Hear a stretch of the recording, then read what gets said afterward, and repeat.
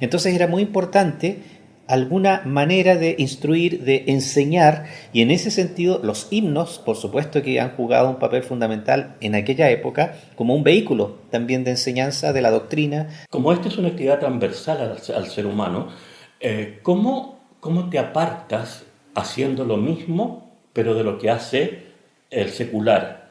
¿Me entiendes? O sea, ¿cómo marcas la diferencia entre lo que nosotros hacemos y lo que hace la persona que no es de la iglesia, que también hace música y hace la misma música? Si hoy día se cantara como se cantaba en los años 60, 50, antiguamente se cantaba lentamente. Pastor Erasmo Valenzuela decía, hay que ir meditando la letra.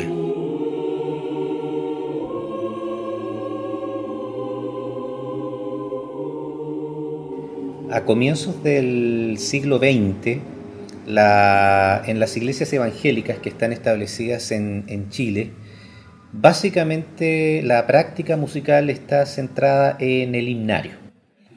Ahora, ¿de dónde vienen estos himnos? Básicamente se trata de un repertorio del siglo XIX y se trata fundamentalmente de himnos traducidos del inglés, la gran mayoría.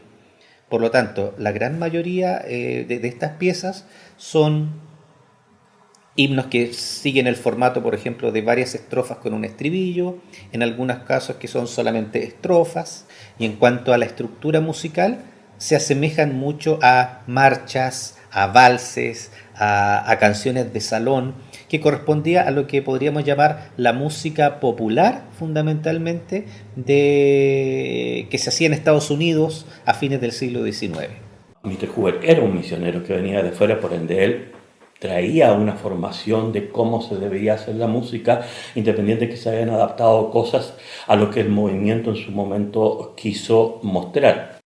Entonces él hizo una selección del himnario metodista, seleccionó parte de esos himnos, y eso fue la base, y eso fue el comienzo del himnario pentecostal. Pero claro, empezó a agregar algunas cosas, y ahí entra, por ejemplo, esos primeros cantos cortos o coritos, como se quiere llamar, pentecostales, y que surgieron, algunos de ellos empezaron a surgir en el mismo avivamiento.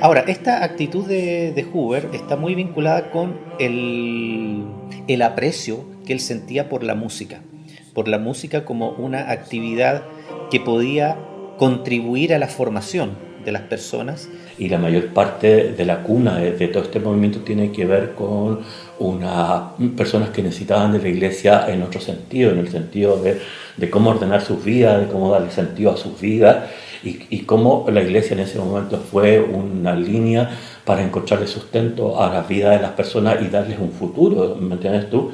En esos años, otra vez, la mayoría de la gente, sobre todo la gente que empieza a incorporarse a las iglesias evangélicas, no solamente a las iglesias pentecostales, muchas de ellas, pero bueno, principalmente iglesia pentecostal, eran analfabetas, o era gente que tenía muy poca instrucción. Entonces era muy importante alguna manera de instruir, de enseñar, y en ese sentido los himnos, por supuesto que han jugado un papel fundamental en aquella época como un vehículo también de enseñanza de la doctrina, de enseñanza bíblica, de enseñanza de lo que se entiende o se entendía, no sé, de cómo debía ser la vida de un cristiano o de una mujer cristiana. Y yo creo que por eso mismo es que la iglesia marca una diferencia tan grande porque toda esa gente se estaba tratando de alejar de otras prácticas, y eso estaba circunscrito a todas las situaciones de la vida, y entre eso al canto. Ahora, en sus inicios, ¿no es cierto?, el canto era meramente canto congregacional, digamos.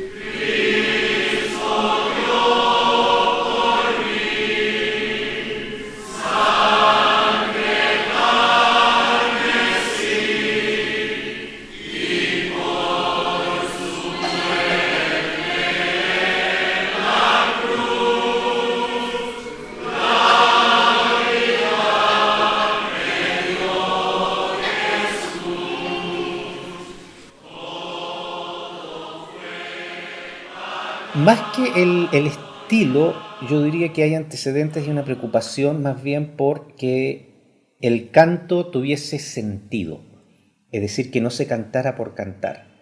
Hay que recordar que Huber, como tenía formación musical y conocía de música, él también incluso proveyó la enseñanza, algo así como una especie como de talleres que hizo en Concepción o en algunos otros lugares, de un sistema de aprendizaje de la lectura musical, ¿no? Un sistema especial que era lo que se conocía como el método solfa, que no es exactamente el solfeo como se conoce actualmente, y es una manera que él mismo implementó para enseñar a gente a leer música. Entonces, eso quiere decir que él estaba preocupado de que se cantara bien, en el sentido que se pudiese seguir lo más fielmente posible, acercarse a las partituras, a las líneas melódicas de los himnos originales. Ahora, obviamente, por sus obligaciones, por todo lo que tenía que hacer, por todo lo que tuvo que enfrentar, eso fue algo que no pudo trabajar tanto a nivel de congregación, pero claro, no todos los líderes, no todos los pastores que se formaron con él o que heredaron eso pudieron seguir por la misma senda. Y la influencia de ciertas tradiciones y la influencia de ciertas costumbres musicales que venían de antes, del campo o de otras, fueron configurando en el fondo un modo de cantar que muchas veces no se ciñe exactamente a lo que dice la partitura. Estoy hablando de canto congregacional, básicamente, sino más bien a otro tipo de códigos y de formatos que provienen de otra parte. Como esto nace en Chile, está muy dado por la música que se hace en Chile. Y ahí se producen las dos grandes diferencias. Yo creo que en la Iglesia Evangélica Pentecostal se toma la forma de no usar instrumentos, de usar solamente la voz. Y dentro de la voz usar un tipo de música que es bastante más cercano a una música más clásica, entendiendo por música clásica lo que nosotros conocemos como música barroca.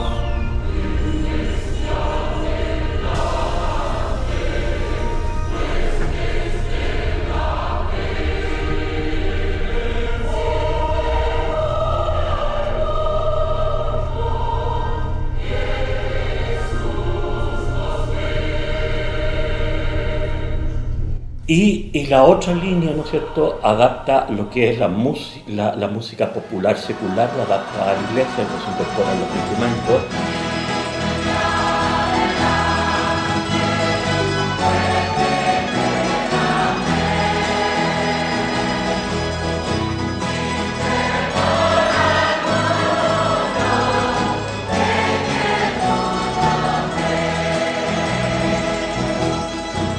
E inclusive incorporan cantos, ¿entiendes tú?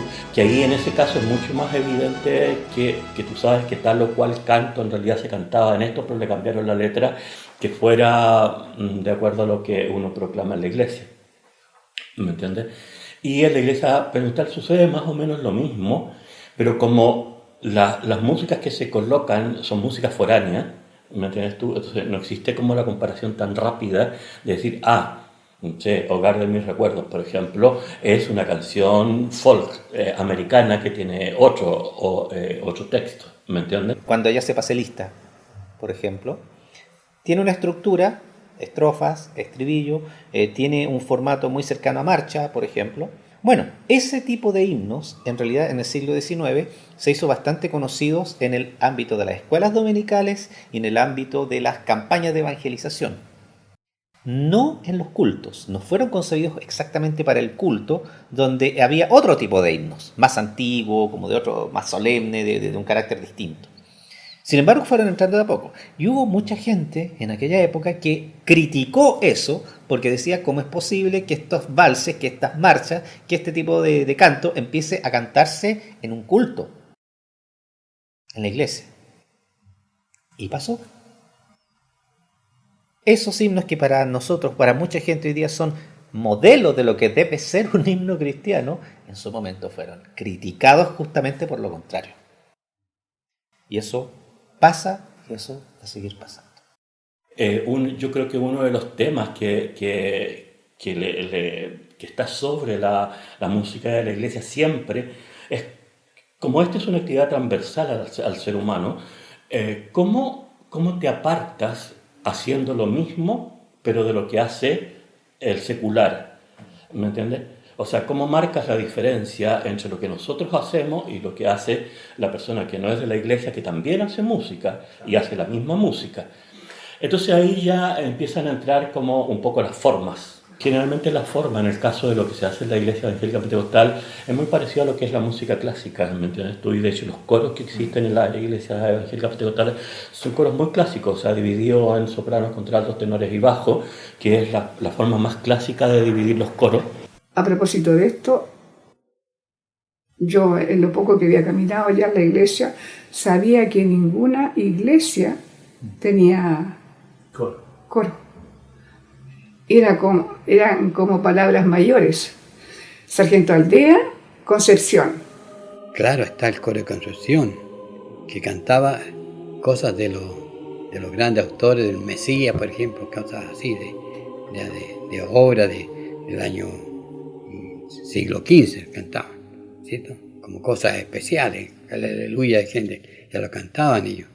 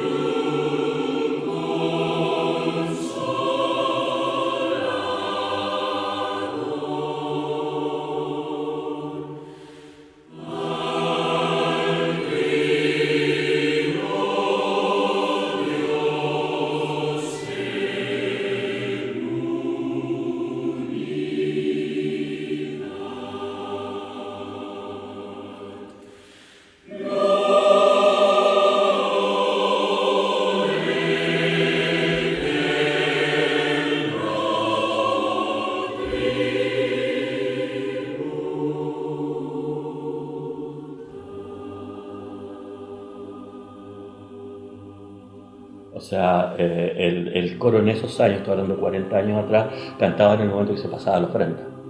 ¿Me entiendes tú? Entonces, en el fondo era, bueno, ya que vamos a estar pasando la ofrenda y no va a haber nada, hagamos alguna otra cosa que pueda estar como colocando la atención de las personas en otra cosa. Y ahí entonces se colocaban los coros normalmente. El coro empezaba, Levana Silva empezaba como octubre, noviembre. Más bien se cantaba para el Día de la Biblia, se cantaba para la Pascua y Año Nuevo. O sea, hermano, que yo recuerde que todos los domingos no. Entonces el objetivo era bastante como funcional, más que un objetivo en el cual la música estaba inserta dentro de la liturgia o dentro de lo que era el culto propiamente tal. Claro, y ahí hay una mirada que yo creo que debería ser revisada, porque evidentemente que la música no es un tema ni para rellenar, ni secundario, ni para hacer cuando no se hace otra cosa. ¿Me entiendes? Es algo que está inserto dentro del culto. O sea, todo lo que se haga de música, ¿me entiendes tú? Está inserto dentro del culto. Entonces, evidentemente que es una cosa que se necesita revisar el por qué se hace. Pero lo que se escuchaba, pero no le daban importancia a los hermanos. No creía que, no tenemos coro, tenemos que hacer coro y nada. La reunión, la congregación entera cantaba, pero así.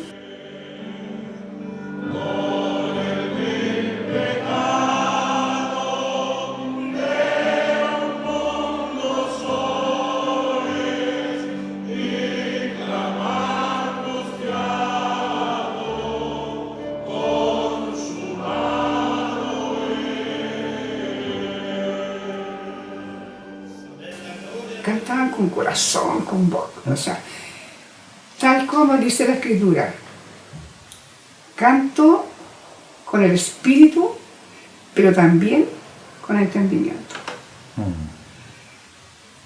Entonces eso decayó.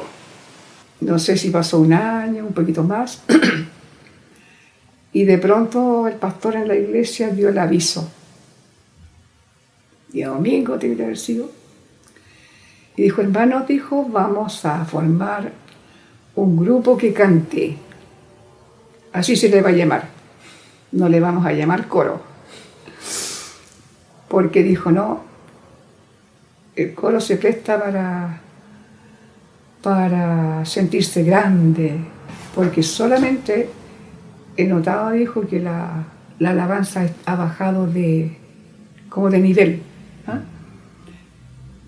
Ya no se canta, si una marcha es una marcha, un himno de adoración, tiene que ser así, asá. Y no está sucediendo eso. Se está perdiendo la melodía de los himnos.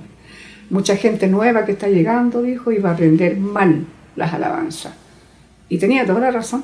El pensamiento de nuestro amado pastor Emiliano Márquez era que la iglesia no aprendiera los himnos con la música. Lo que sí algo se me había olvidado, y es lo siguiente. El pastor dijo exclusivamente himnos del himnario de la Iglesia Evangélica Pentecostal, porque somos pentecostales. Y eso es una máxima que no se debe olvidar. Entonces, en aquellos años, hasta más o menos los años, me atrevo a decir hasta los años 70, los coros de la Iglesia Evangélica Pentecostal cantaban solamente himnos del himnario. Y de esa época era bonita porque eran himnos sencillos, cantados tal cual como lo cantaba la congregación.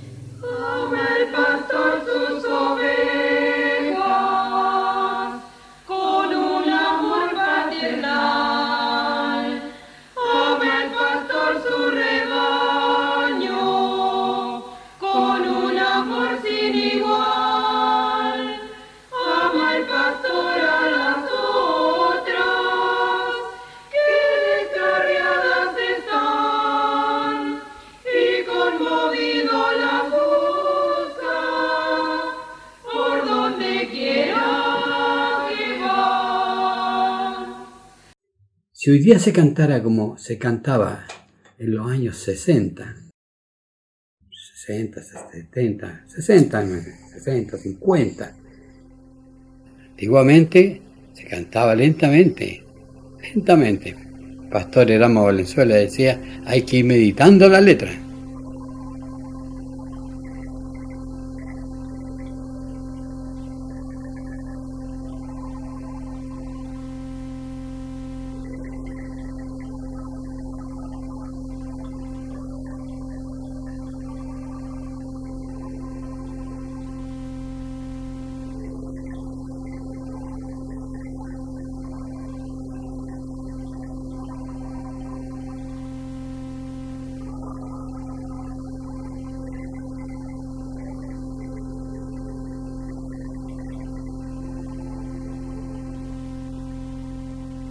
Para que la letra realmente pueda ser entendido porque el que está cantando y a la vez también el que está escuchando.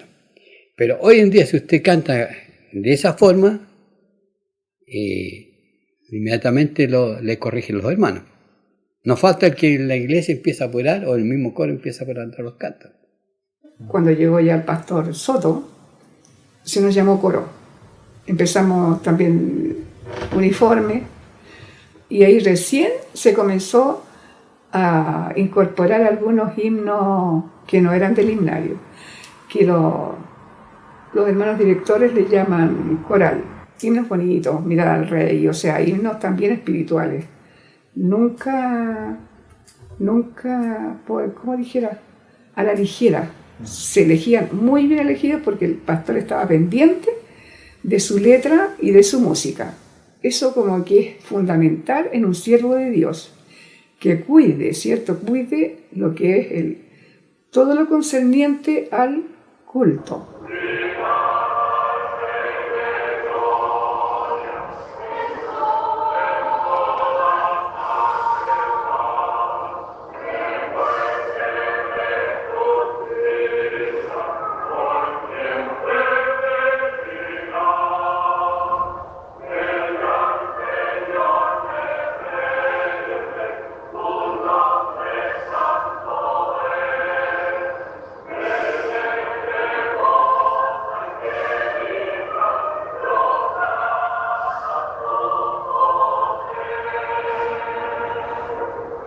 Después del año 75 más adelante, que yo llegué a Ñuñoa, ahí, se empezaron a cantar nuevos cantos, yo empecé a colocar mis himnos, que fueron primero analizados por el pastor Galvez. ¿Por qué? Porque mi pastor Galvez no quería que el coro cantara lo mismo que cantaba la iglesia, quería himnos especiales.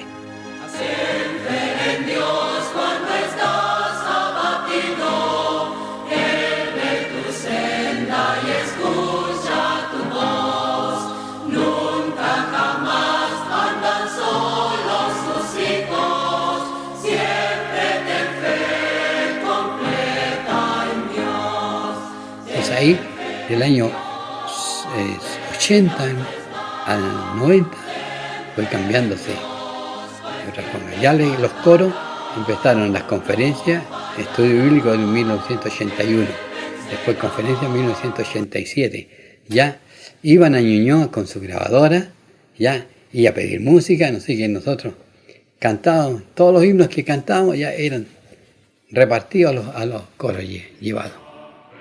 Entonces, himnos míos y otros himnos que no eran míos, pero sí eran ajenos al himnario. Iglesia evangélica pentecostal, muéstrale al mundo que Cristo es salvación. Iglesia evangélica pentecostal, sigue fiel cumpliendo con la gran comisión. Después de 1990, ya casi hasta el año 2000, ya fue ese periodo de nuevas alabanzas, buscando en otro himnario, ya.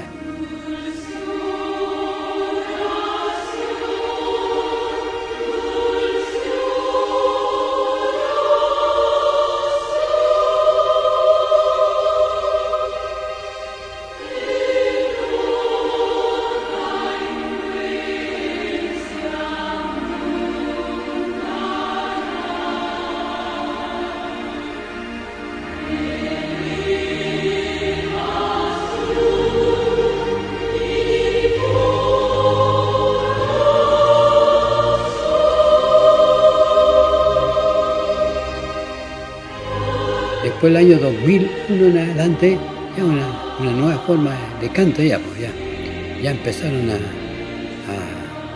a aparecer ya los himnos estilo canción. Lo primero que empezó a aparecer, aunque fue un poquito antes del año 1990 por ahí, el ves algo caminar, no es la melodía mundana esa, salgo a caminar,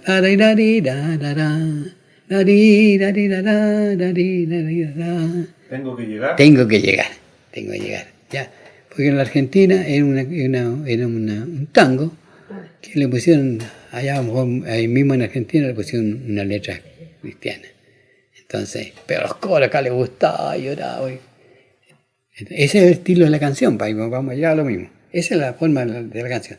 Si usted analiza la canción, todas llegan con un mensaje inconcluso, que no hay conclusión. ¿Ya? En cambio, los himnos es una declaración y una temática homilética, introducción, cuerpo y conclusión.